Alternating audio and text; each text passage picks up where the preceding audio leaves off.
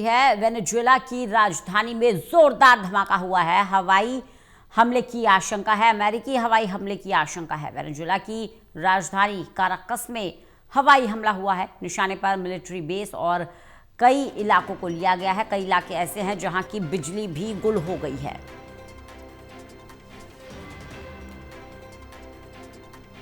Venezuela की राजधानी जहां जोरदार धमाका हुआ है, हवाई हमले हुए हैं। अमेरिकी हवाई हमले की ये आशंका लग रही है क्योंकि मिलिट्री बेस को भी निशाना बनाया गया है।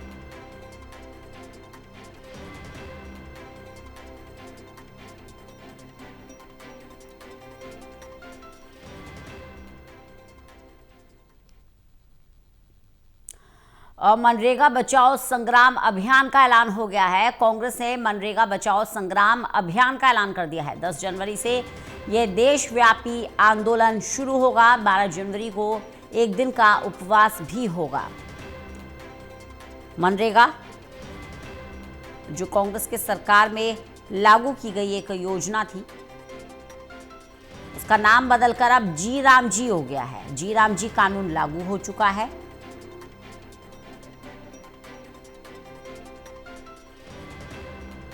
वहीं मनरेगा बचाओ संग्राम का ऐलान कांग्रेस ने कर दिया है। मनरेगा यानी कि वो स्कीम जो कांग्रेस की महत्वाकांक्षी स्कीम थी।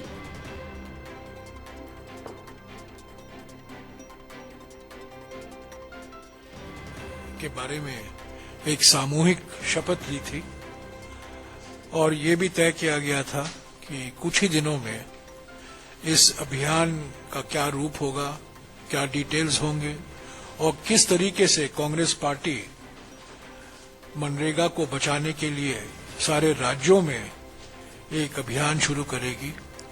वो प्लान अभी तैयार हुआ है और उसकी जानकारी विस्तार से हमारे जनरल सेक्रेटरी, हमारे प्रभारी संगठन केसी वेणुगोपाल जी आपसे बातचीत करेंगे। वेणुगोपाल जी।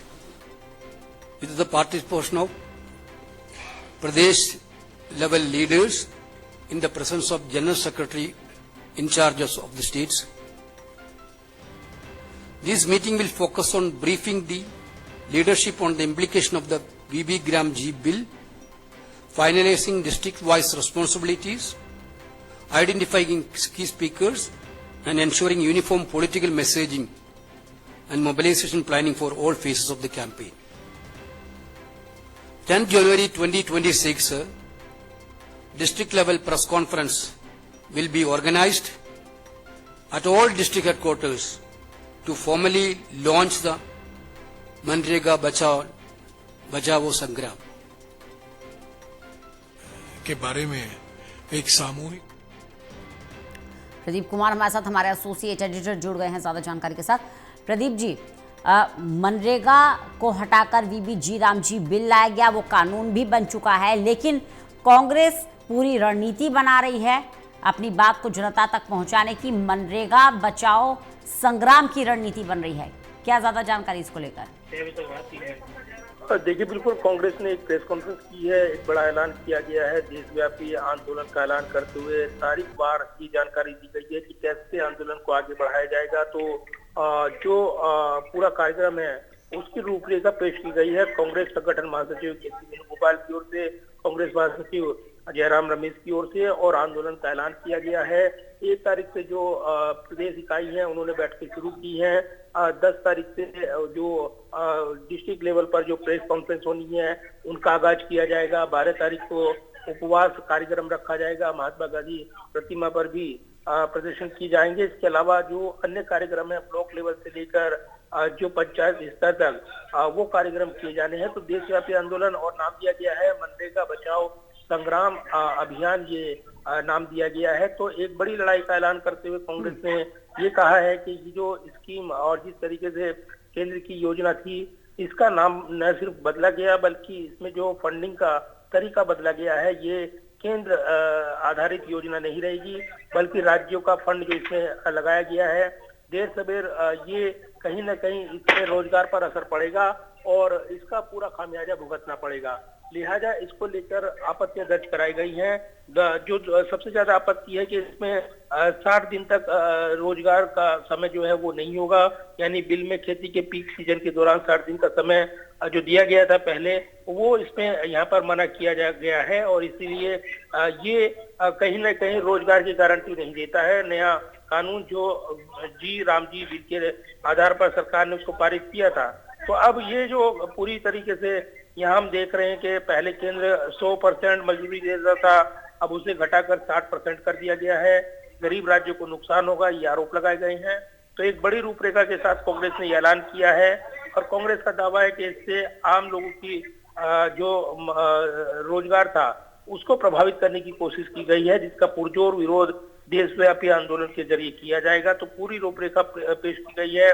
साथ ही ये भी कहा गया है कि सवाल यह है कि गांव के रोजगार को बचाना और जो मजदूरी है कम से कम लेवल से उसको बढ़ावा देना और जो पुराना कानून है उसको बहाल किया जाए, ये मांग करते हुए पूरी तरीके से इस आंदोलन को आगे बढ़ाया जाएगा। तो बजट की तैयारी यहाँ पर देखने को मिल रही है। इस बीच यहाँ पर एक नया मोर्चा खोल दिया है कांग्रेस ने और कहीं ना कहीं इसका असर आने वाले बजट सत्र की कार्रवाई पर भी वो देखने को मिल सकता है, क्योंकि लंबा शेड्यूल है जो फरवरी तक चलेगा और कहीं ना कहीं पूरी राजनीतिक लड़ाई अब यहाँ पर देखने को मिलेगी।